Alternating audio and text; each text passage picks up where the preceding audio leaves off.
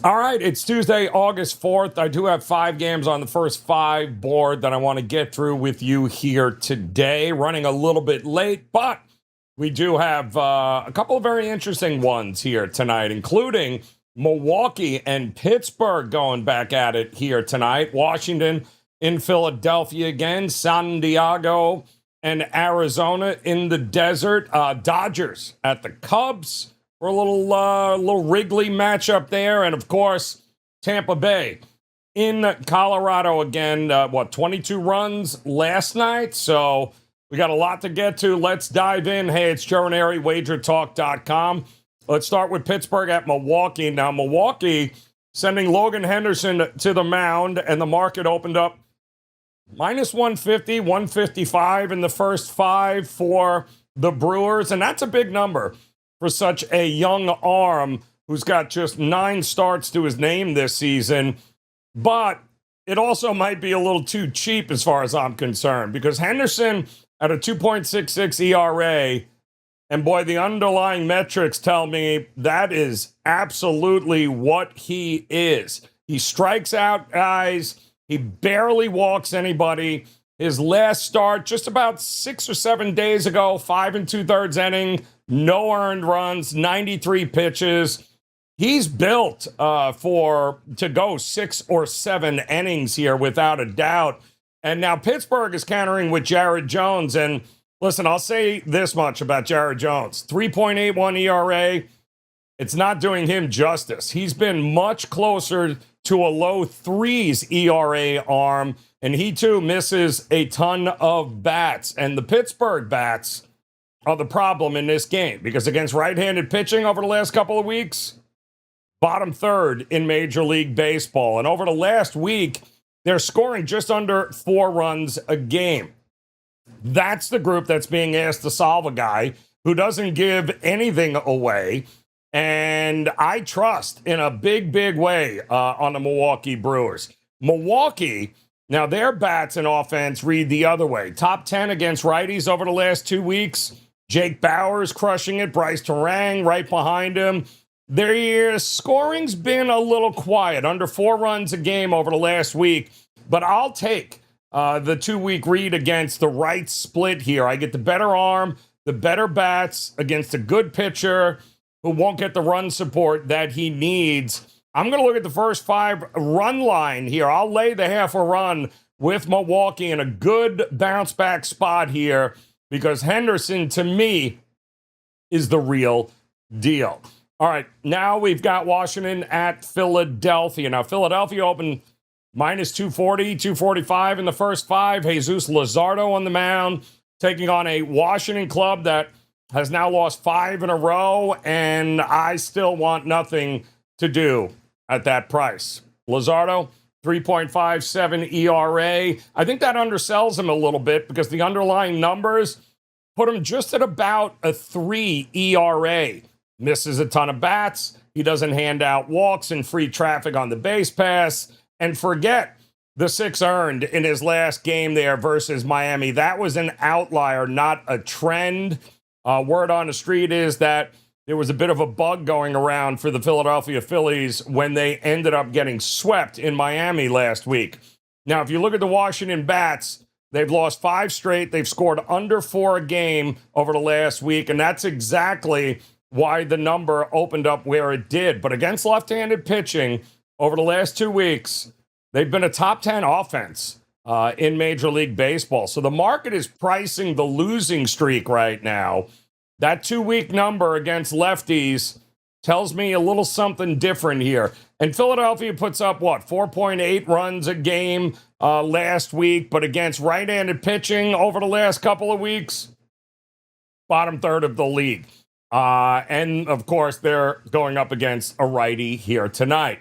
Now, Zach Lytle is going for Washington, but he's going to be the bulk reliever, and Washington has done this before. Palmquist, a lefty, is going to open up the game, and he'll go maybe an inning and a half, and then Zach Lytle will walk in with his 4.94 ERA, which is already bad, but when you look at the underlying numbers, They tell me he's even worse, more like a low 6 ERA kind of arm. He doesn't miss bats. He's been working shorter outings, hence the opener. And Philadelphia gets him likely in the second or third inning here, but Washington doesn't really have to win anything here. They just have to keep it close enough through 5 innings to make this number real. And forget laying the 244. I think the Nationals' bats are more than capable, especially against a left-handed starter, to kind of make this Philadelphia team sweat in this one. So I'll take the half a run in the first 5 with the Nats at a damn good price in this matchup here. Don't forget, hit that like, hit that subscribe button, become part of the WagerTalk TV family. Certainly appreciate you guys taking the time out to hang with us here. And do not forget, it is a $5 Tuesday, and it's a $5 Tuesday not just at wagertalk.com, but pretty much everywhere across the board. We're talking WagerTalk, picks and parlays, sportsmemo.com, winners and whiners. Grab your $5 best bets right now at wagertalk.com. All right, we are going to move on here to another game here tonight, which I think is actually pretty fascinating, and that is San Diego at Arizona. Now, Arizona opened minus 150 in the first 5, and that's just, it's all about Eduardo Rodriguez. 2.48 ERA, just threw 8 shutout innings in his last start. I like Arizona tonight. I don't like it for the reason everybody else does, though, because, yes, that 2.48 ERA certainly makes him look a lot better than he is, and it's likely going up because the underlying numbers have him closer to a mid-4s arm. He's not terrible by any stretch. He just doesn't miss enough bats for me, and he gives up his fair share of walks. And those 8 shutout innings, by the way, came against a Pittsburgh lineup that went a little bit quiet, shall we say, for a stretch there. Good outing, not a trend. And San Diego is countering with Randy Vasquez here. And my goodness, Randy Vasquez, not good. 4.45 makes him look better than what he is. He is definitely a mid to upper 5s ERA arm. What gets me to Arizona on this side of the ball is the bats. Now, San Diego's been swinging it well overall the last couple of weeks, but against left-handed pitching, they've been in the bottom third of the league. Arizona's been one of the best against righties over that same stretch. They have averaged more than 5 runs a game over the last 7 days, and I like them here. I'm laying it because I just think that Arizona in the first 5 is going to have more than enough offense to be able to get to Randy Vasquez before the Padres can get to Rodriguez and that bullpen, more importantly. All right, game number 4 here tonight. Let's look at this. It's going to be the Dodgers taking on the Cubs. And what a game this should be here after the Dodgers kind of got beat up a little bit last night. That's okay. Tariq Skubal, their new toy, is on the mound. Minus 235 here in the first 5 is what the Dodgers opened up at. Full game, 220, 215. So the market is actually wanting you to pay more for the first 5 than the entire game. And I don't know, we're going up against one of the best lefty hitting lineups in the sport right now. Now, Skubal is what his 2.79 ERA says he is. We don't need to sell you on Skubal. You know what you're getting here with him.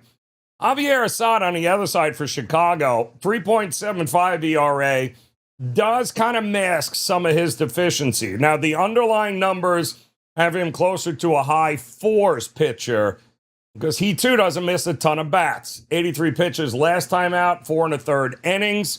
And against left-handed pitching over the last couple of weeks, by the way, Chicago, best offense in baseball. Not top 10, the best over the last 2 weeks. Suzuki's crushing it. Bregman finally turning it around. That's a pretty good sample size over the last couple of weeks. And the Dodgers, they're obviously no slouch offensively. Top 10 against righties over that same stretch. You know what you're going to get with the Dodgers. Wind slightly blowing out here tonight, but I'm not laying 235, 240 for 5 innings. Certainly not when the full game costs less. I think the Cubs, that number one offense against lefties, going to be worth a little something in this one. I'm going to take the Cubs plus a half a run in the first 5 to get it done. Let somebody else pay the tax on the Dodgers. All right, final game I want to talk about here tonight, Tampa at Colorado, where these two teams put up 22 runs on each other last night in Denver. The first 5 total, by the way, opened up 5.5 tonight. We've seen 6s in the marketplace. We've got 2 starters whose ERA not exactly telling the truth here. I like this kid, Gabriel Hughes, for Colorado. He's got a 3.33 ERA. That is selling him short. The underlying numbers have him in the low 2s. But again, he's only got 4 starts. He's a young guy. I don't know that I want to build a bet around him in either direction. But Tampa, their new toy is Freddie Peralta, and his nearly 5 ERA overstates what he is because he's much closer to a 4 ERA pitcher. Freddie misses bats, but he does hand out too many walks this season. And over his last start, which I think was about 9 days ago, he's got a layoff happening here now because the Mets pulled him, don't forget, prior to his last scheduled start. He's got control issues this year, puts runners on, and putting runners on for free in the altitude, not great. However, Tampa Bay has been a top 10 team offensively against righties over the last couple of weeks, even though they're not scoring as much, just over 3 runs a game over the last 7 days. But you still have Junior Caminero doing damage there. Colorado, in the meantime, has been middle of the pack against righties over the last couple of weeks. Over the last 7 days, they've averaged nearly 7 runs a game at home here. Wind is slightly blowing out, but I got 2 arms who sometimes put far too many free people on the base and get it crowded there. I got 2 lineups that certainly are in the right split that they're facing. They're in the thin air.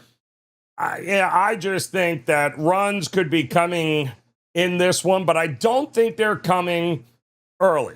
I think that it might be a little more edge to the pitchers, and then as the game grows late, as it did last night, that is when the runs are coming. But I just think that in the first 5 here, I do trust Tampa to be able to get it done early in this one, and I would look to lay that half a run in the first 5 at Coors.